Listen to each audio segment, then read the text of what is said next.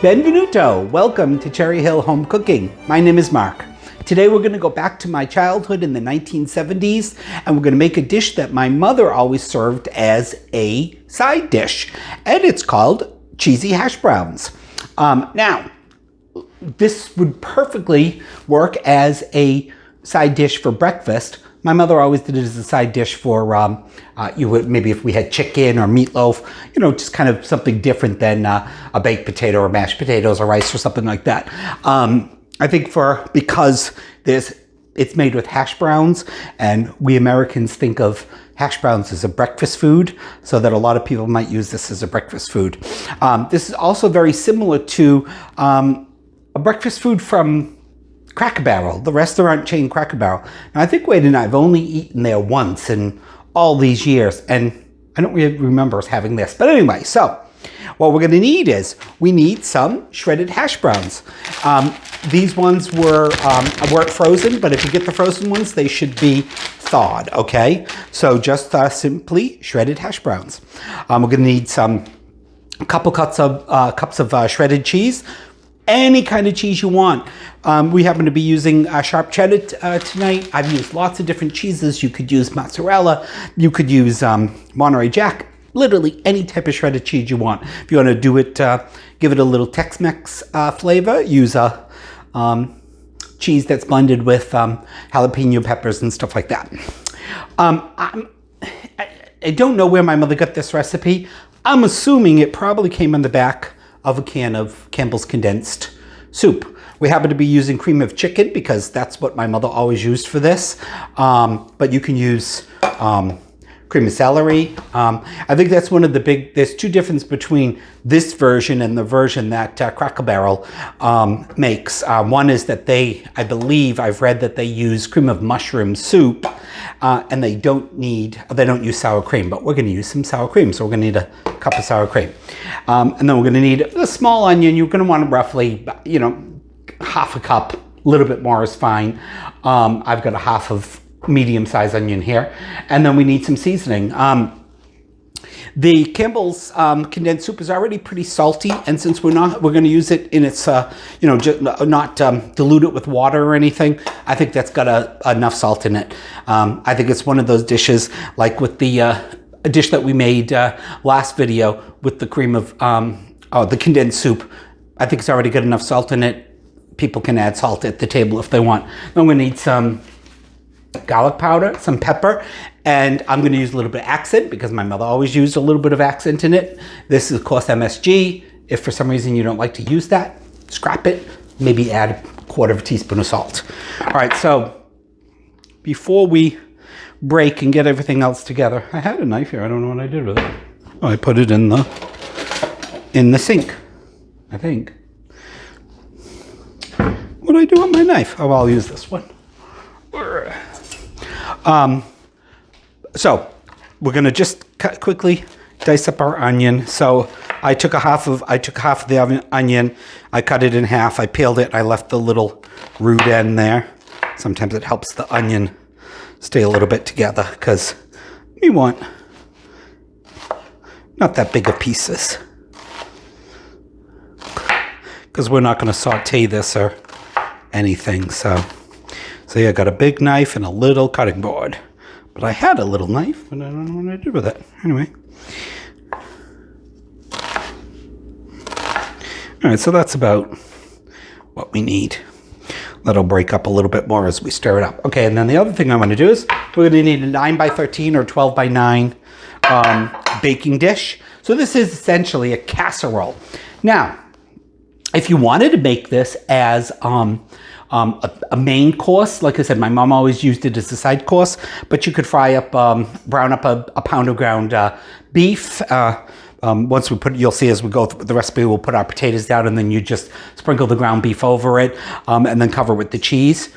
Makes a nice entree. You want to use it as a breakfast casserole, do the same thing with some breakfast sausage. But anyway, point is we want to generously butter the bottoms and the sides. We've done this so many times, but I figured it was here. One other thing I forgot, which made meat buttering this made me think we're going to need 4 tablespoons of melted butter, which I have in the microwave.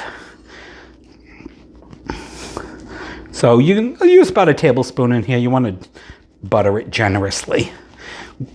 Ooh, excuse me. I don't know what did. I just burped. If you guys heard that through the microphone, I'm sorry. Pardon me. So anyway, that's our pan. Nicely greased. Okay, we're going to take a short little break here. It'll seem like no time at all has passed to you, but I'm going to get everything else in a bowl and we'll mix it up and I'll show you what else to do. See you in a bit. All right, so I've got my 4 cups of hash browns in a big bowl. It does help with this recipe if you've got a big bowl because we want to get this all mixed really well. I'm going to use a cup of, this is a 2-cup package, so I'm going to use a cup of our cheese in our potatoes. That's about a cup. All right, now, rest assured if you don't want to dirty another bowl, you can just put all the rest of your ingredients in your bowl and mix it together. I like to put it in a bowl and mix it together so I can make sure that our cream cheese and our chicken soup and our spices are mixed together well so everything gets coated. All right, so I'm gonna need a big heaping teaspoon, or I should say tablespoon, of course that won't go in there, of garlic powder. I should say rounded. That's a rounded tablespoon. And we'll do a teaspoon of freshly ground black pepper. And I'm going to do about 1/4 of a teaspoon of accent. Like I said, if for some reason you have a reaction to MSG, don't worry about it. Admit it. And then I'm just going to mix that all together. So if you don't use the extra bowl, this recipe requires your pan, a big bowl, and a couple on a spoon to stir it with. That's it. So it's a no fuss, quick recipe. Of course, your baking pan as well, if I didn't say that. But anyway, like I said, I like to give that a little mix.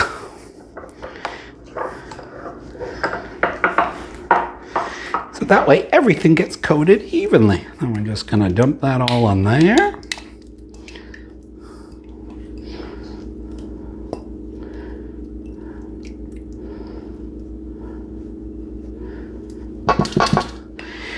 We're going to have this, of course, as always, this is our dinner tonight, and we're going to have, I think it was last week or the week before, I think it was last week we made the chicken wrapped in bacon and so on. So I had made 2 of those. I froze one, so we're going to have some of that tonight too. So you want to get in there and get this very well mixed.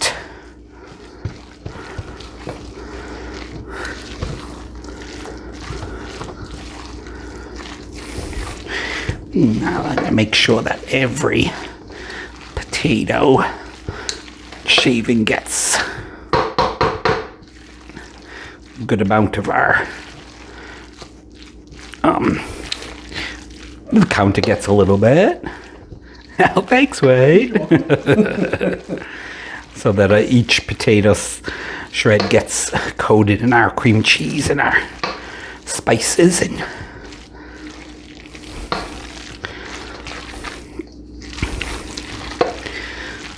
looks good to me. All right, I've got my oven preheated to 350 degrees. And I'm gonna put this. Now you don't want to pack this down. You do want it to, because you want those potatoes to be light and fluffy. But you want it to cover the whole bottom of the pan.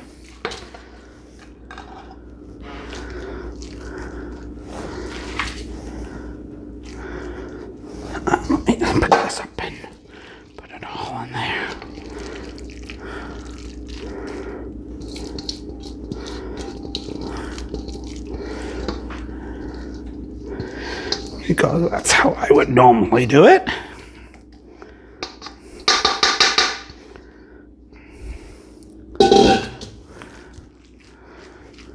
And spread it out evenly. So like I said, we got our oven set at 350.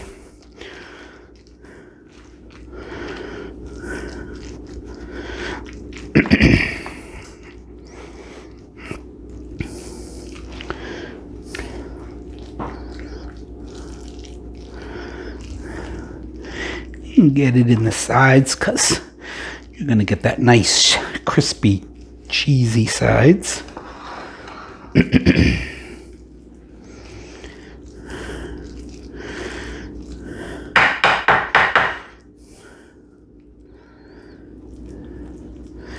Alright, that looks pretty even to me.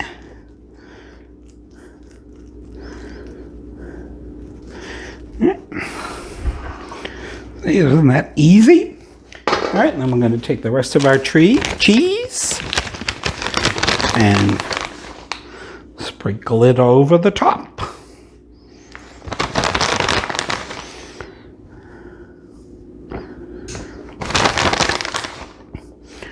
This is going to take about, I don't know, about 45, 55 minutes, somewhere in between there, depending upon how well your oven keeps the temperature. So what you're looking for is you want it to be all nice and bubbly and the top to get golden brown. All right, let's start in the oven. Got it on the middle rack in there. And that's it. Amazing how something so simple and easy can be so delicious. Okay, set a timer for 50 minutes. Okay, 50 minutes. And we're starting now. Now, this is, you can eat this right out of the oven. I'll check it in 50 minutes. If it's not quite as brown as I want, I'll let it go a few more. I do like to let it rest 5-10 minutes, but you don't have to. If you let it rest, then it's, firms up a little bit. It's easier to dish out, but you can eat it right from the oven. All right, we'll see you in roughly 50 minutes. All right, it took about 55 minutes for me to get it to the golden brown and delicious stage. And there we have cheesy hash browns. Oh, and the chicken we're going to have tonight is our party chicken. Ooh, that looks good. It's nice and bubbly, all brown. Well, there's some bubbles going on over there on the side. All right, like I said, you could serve this piping hot. I'm gonna let it cool down for a few minutes while we get everything else ready for supper. See you in a bit. Okay, it's time for supper. Let's dig in. Let's try our cheesy hash browns. We'd already said, I'm gonna have to save that for breakfast. Yep. Hot, so.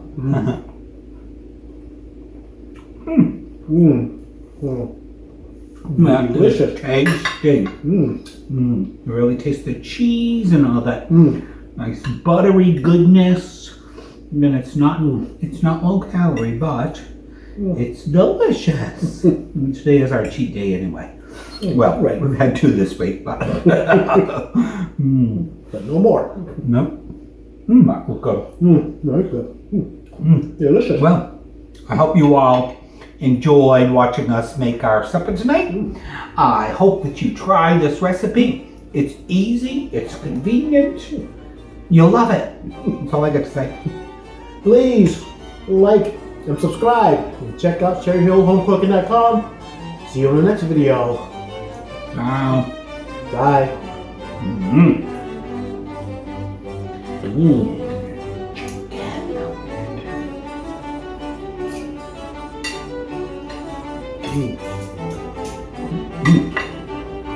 Check out this on cherryhillhomecooking.com too. Definitely, guys. This is delicious. It's funny, my mother used to make the 2 of these at the same time, and today's recipe as a side. You better shut off the video or else we won't be able to eat.